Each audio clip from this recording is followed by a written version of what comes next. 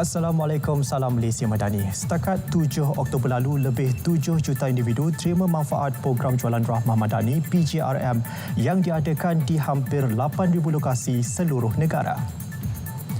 Menteri Perdagangan Dalam Negeri dan Kawasan Hidup Dato' Armizan Mohamad Ali memaklumkan pihaknya akan beri lebih tumpuan kepada pelaksanaan PJRM. Ini termasuk memperluas konsep pasar-pasar utama seluruh negara bagi pelaksanaan inisiatif berkenaan. Ia bertujuan imbangi impak kenaikan harga barang sekaligus kurangkan tekanan kos sara hidup rakyat. PJRM tawar barangan keperluan asas dengan harga antara 10 hingga 30% lebih rendah daripada harga pasaran. Beliau menyatakannya dalam jawapan tertulis kepada soalan Ahli Parlimen Tenom yang disiarkan di laman sesawang Parlimen.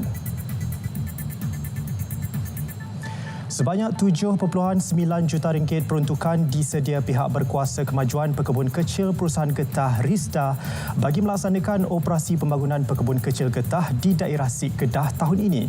Pembangunan tersebut meliputi 6 teras utama, antaranya program bantuan tanam semula getah dan pembangunan usahawan.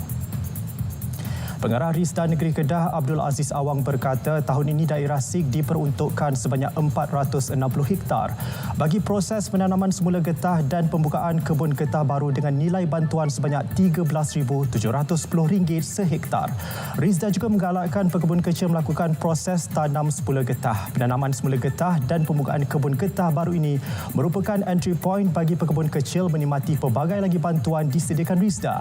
Ia termasuk bantuan khidmat nasihat tadikal, input pertanian dan prasarana ladang. Pada masa ini, 13,934 pekebun kecil di daerah Sik yang bergantung kepada sumber komoditi itu. Cubaan warga asing selundup minyak masak paket 1 kg tumpas. Mereka ditahan Kompleks Imigresen Kastam, Kuarantin dan Keselamatan ICQS Bukit Berapit, Pengkalan Hulu. Pengarah KPDN Negeri Datuk Kamaluddin Ismail berkata ketika ditahan, dua lelaki berusia 47 tahun itu disyaki cuba membawa keluar barang kawalan ke Thailand. Pemeriksaan awal mendapati kedua-dua lelaki tersebut tidak mempunyai kebenaran untuk membawa keluar barangan kawalan tersebut. Selain itu, pihaknya menyita 80 paket minyak masak 1 kg dan sebuah kenderaan untuk tindakan lanjut. Nilai sitaan dianggarkan berjumlah RM40,300. Kes disiasat di bawah Akta Kawalan Bekalan 1961 dan Peraturan-Peraturan Kawalan Bekalan 1974.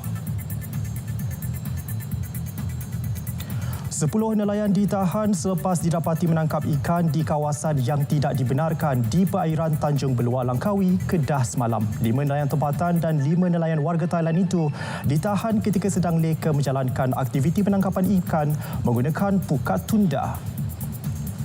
Pengarah Perikanan Negeri Kedah Sukri Deris berkata kedua-dua buah vesel pukat tunda Zon C itu ditahan anggota Pangkalan Konservasi dan Pelindungan Perikanan Langkawi bersama Perlis. Hasil pemeriksaan, kedua-dua bot berkenaan didapati menangkap ikan pada jarak antara 5.2 batu nautika hingga 5.5 batu nautika daripada daratan atau pulau terhampir. Pihaknya menyita bot dan peralatan menangkap ikan bernilai kira-kira RM1 juta. Turut dirampas 600 kg hasil tangkapan bernilai kira-kira RM6,000. Kementerian Pendidikan KPM melaksanakan tindakan segera bagi memberi bantuan terhadap seorang guru. Beliau sedang diuji dengan masalah kesihatan isterinya seperti tular di media sosial.